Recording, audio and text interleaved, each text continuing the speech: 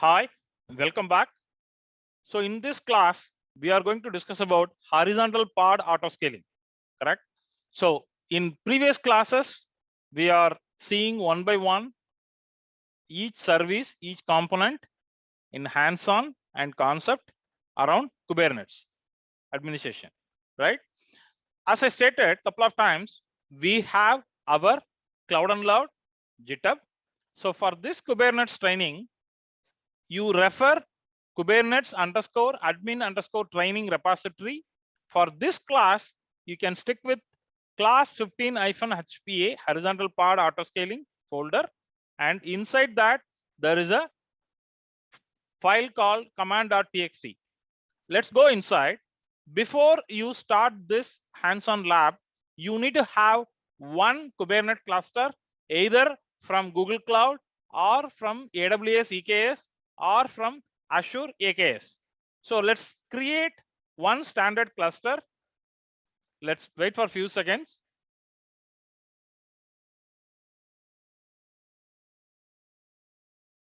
So if you want, you can change the name. This is just for learning and understanding the concept. So I'm going with the default name, say create.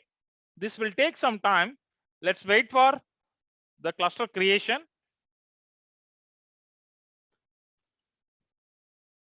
Okay, so can you see the cluster status? The cluster is created and up and running successfully without any issues.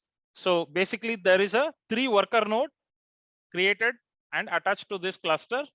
Let's go inside. So first what we are going to do is we are going to install one package, but before that we need to connect the cluster. Say connect, copy this command and run in Cloud Shell. Okay, and I want to open this Cloud Shell in bigger window. So once it's opened, first run this command and make sure your cluster is ready. Okay, what is the command? kubectl get nodes, right? Wait for some time. Okay, so whenever you start any lab, as I stated a couple of times in previous classes also, you need to always check this status before you start any hands-on. Your Kubernetes cluster and worker node are fully functional. Okay, now go back to here. We need to install some package. I will tell you why. So I'm installing it. Okay, so we will move on to sudo su. Then we will install this package. Okay, this package is already there. If you don't have this package, better install this package. We will explain why we need this package. So I'm downloading some test repository where the sample application is there. So it's got downloaded. So I'm going inside this folder which we downloaded. So now you run this command. You run this command, enter. See here. So the tree command will give you a high level, very easy way to understand what kind of a folder, inside what are the files. So complete sketch you will get in a screen on the fly. Okay, so now we are going to stick with this file. This file will help us to deploy. So we will clear it out this screen. Okay, now come down. In Google Cloud, there is some issues happening. So better you set the Python 2 cloud path. Otherwise, there is some error during the testing, which I found. So you can run this Docker compose command to start. So before that, I can show you, or you can check it. Is there any images? There is no images, right? So we have the file. You can docker compose up. So automatically what is happening is it is referring the YAML file and it is downloading the necessary images into the local. Wait. It is trying to build the image based on the file which we downloaded as a sample application repository. Wait. So once it's completed, then we can run Docker images and see what are all available in our machine. So see here, if you want, you can even go with somewhat bigger size. So there is a first application, Azure front end. There is a Redis. There is a Nginx Flask. So there are 3 images got downloaded. So now go back, deploy and use Docker container registry. So you need to have hub.docker.com as we discussed already. You have this as part of this class and previous Docker administration class, right? Go to hub.docker.com, you create some repository. Okay, this repository name you can change anything, but only thing is you need to be careful. You need to apply the same name wherever you are putting it here. Say for example, this tag, say if you are creating app1, then cloud and load / app1, and what is the version. So I am going to create with the similar name. So Azure Word Front, copy this, say create repository, and I am giving this code front and say create. So the moment you create cloud and load / Azure Word Front version, what is the version, latest or version 1 or whatever, you can go for it. So copy this. This is what exactly I did here. Cloud and load / Azure -Word -front is ready now. Now you need to log in and make sure from your machine you are connected to your Docker repository, right? So already I have logged in. If you are doing the first time, you will get some username password and provide your hub.docker.com username password. You are good to go. Now come down. You have Docker images, right? So this is the Docker image. So we need to take this image and convert as per our repository naming convention, right? So what is the repository we created? Azure -Word-front, right? So cloud and load is our hub Docker ID. So I'm just copy this, go back to your shell. So now again you run Docker images. These are all we have discussed in the Docker administration class. So the same I'm doing. See here, the Docker image. So now also applied to one more replica with our custom repository name, right? So now come down. So I'm going to push it. So before I initiate the push, go back. See here, there is no push happened. So we will push it now and we will refresh the browser and see how it is. Let us reload.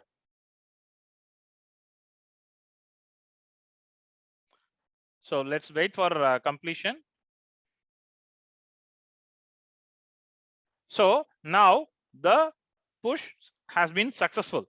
So go back to your hub.docker.com and newly created repository and say refresh. See here, the version 1 has been updated here. Now go back and we have checked and it is there. Now run the application in Kubernetes service, right? So before running, we need to make a small change, right? Go to the Cloud Shell where I am inside the repository folder. Open the Azure, the YAML file, enter, come down. There is a image name. Instead of this image name, we need to change to our custom repository image name. What is the custom repository image name? Cloud and load / Azure -Word -front : version 1 tag, right? So go back to here and paste it and remove the existing entries. Only this entry. Okay. So now you can remove it and make sure the name is correct. And I'm saving it. Now you can apply. So Cubase CTL, apply the file.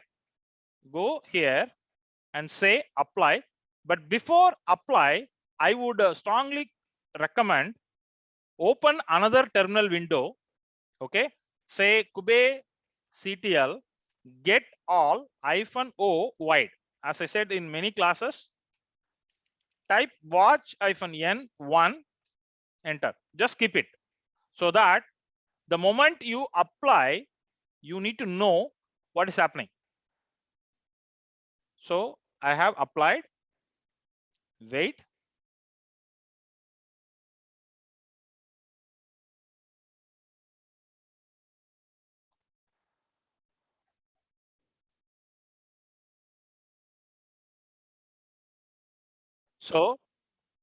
So whatever we applied, it is started, applied, and go back to the other terminal window. See here, the container is creating. You need to do this immediately so that you will see the what is happening in the backend. If you even try this command after some time, you will not see this immediately, so that you don't know what is happening. So there is a back part as well as Azure OAuth front part. So basically, this is a two-tier architecture sample application, one web server, one database server. So it started running. So we are good to test. So whenever you do any learning in Kubernetes, always make sure the one putty window you open Kube CTL space get space all space -o space wide, and add in front of any command, say watch how many seconds, 1 second. So watch -n1 and run this command. It will be easy for you to understand. But whenever you issue any command, immediately go back to the window where you are running such command, so that you know what is happening. So see here, we got some external IP. Copy this and go back and access it.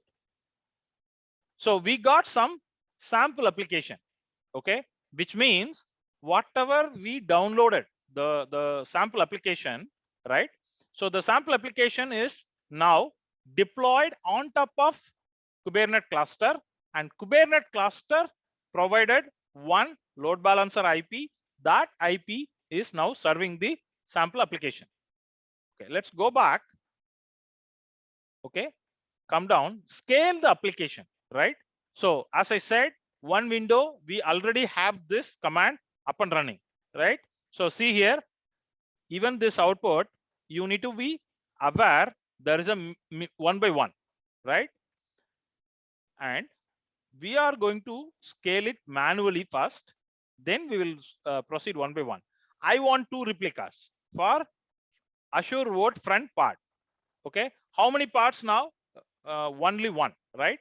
So go back to this and say, the moment you enter, go back to the window where you are running the watch output.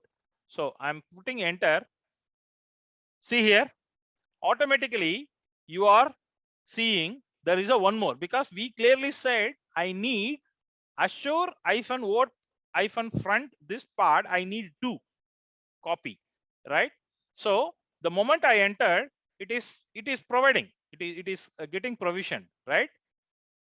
Container is creating. Wait, we will also do one more similar command. So it's running now. So we will do the similar command, but this time instead of 2, we are going with 4. Copy this, go back here, and so the same command, but this time 4.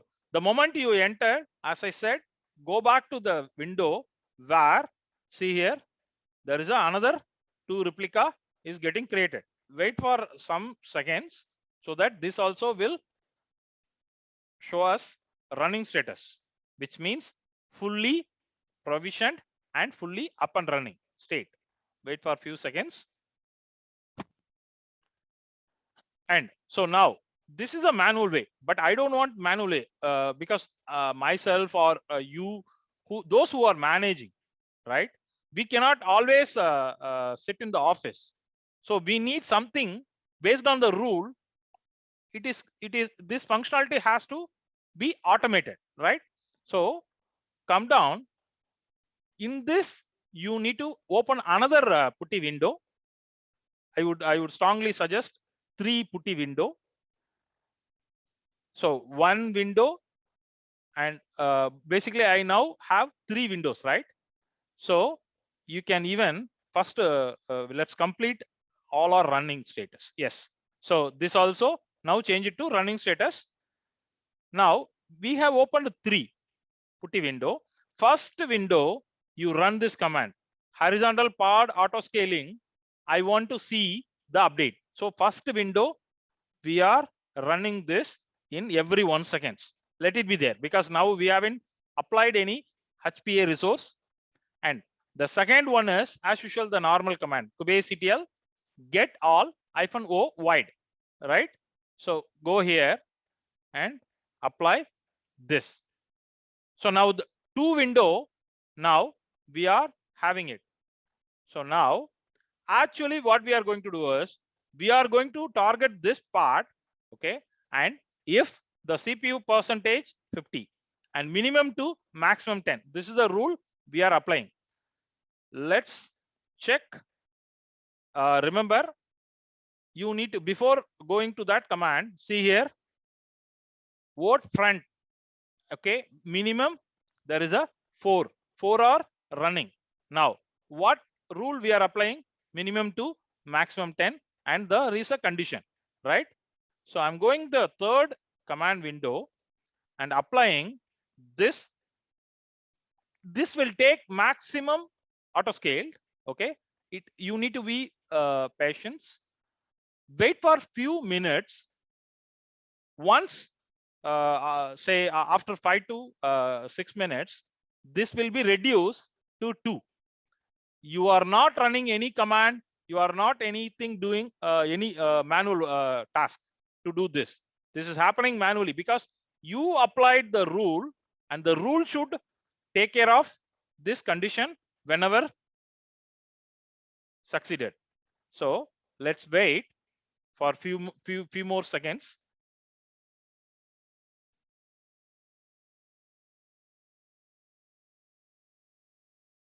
If you want see the difference better, you copy this output and put it in the notepad so that you can have more easiest way to compare, right? So let's wait for few more minutes. See here. So now 2 got removed because the condition got applied and automatically got removed. Now it is only available 2. So 2 part only it's available. So if you really want to differentiate, copy this again and put it in the notepad. Now you compare, right? So this is there, okay? And the 7J-T85 is there, this part and N. So these 2 part got removed as per the rule which we deployed. So this is how you need to understand during your learning, right? So now we are going to proceed further. We are going to update the application, right? So if I access this, I'm getting some sample application, right? But I want to change something, okay? I want to fix some bug, right? So go to this file, okay? Don't get confused, there is a 2 files, okay?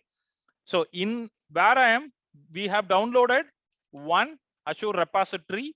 Inside there is a 2 directory you need to go. Azure Vote. Inside Azure Vote directory, there is a config file .cfg. So go to this file and change something, some different word, because you need to differentiate from this word. Okay, I can just say duplicate so that before we change, you will have the old one, and again we will refresh this you will get the new one. So you get the easiest way of understanding. So I can say here, I can't sleep. So I'm just typing some word, right? And here we can go with some wording till learning. Okay, so we changed some something, but technically there is a change in the application, right? So I'm just going to say, okay, I think there is a file. We can go with the sudo space su, and then we can run, say, vi, and then we can change it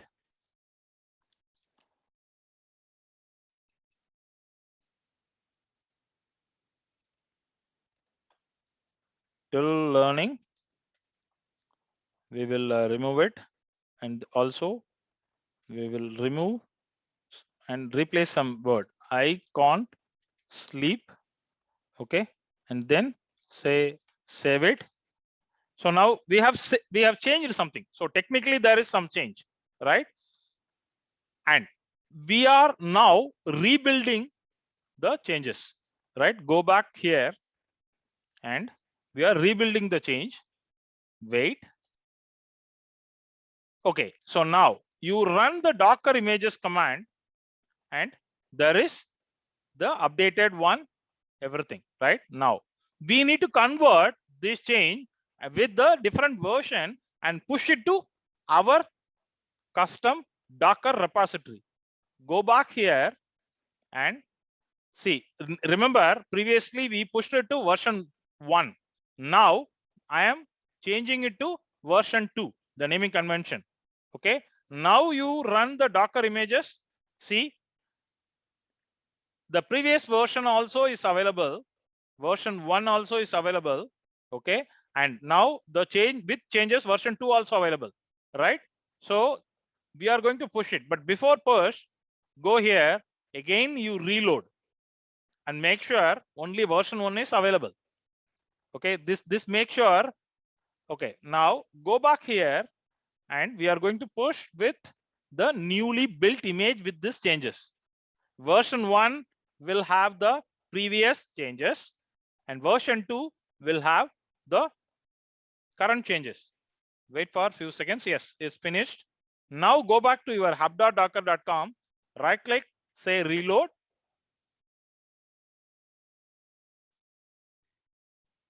So now you have version 1 and version 2, right? And go back to your commands. And now we are scaling. The moment you apply this command, okay, don't press enter, and make sure you are checking, keep checking this, say enter, and come back here. Okay, see here, there is a container creating and terminate. So whenever there is a change, automatically it is happening, right? So now our goal is, we want to see the changed application here. So we are not seeing because it's not activated. So you need to run this command to provision what changes you did. So exactly version 2, we are set this deployment. So the moment you press the enter, immediately go back to this window and see the magic. See here, and also see here version 2. So wait till everything is back to online. Wait for a few seconds. So this is how you need to always create your own lab and practice. And during the practice also, immediately you need to switch back forth the windows. Then only you will understand exactly what is happening. So you can say clear, go back. Now I'm going to reload. See here, of course, our changes got implemented. Now the application, changed application in live, right? So this is how you need to understand the Kubernetes scaling and application changes, and you can apply these rules. Stay tuned. We'll come up with a more hands-on session and use cases. Thanks for everyone.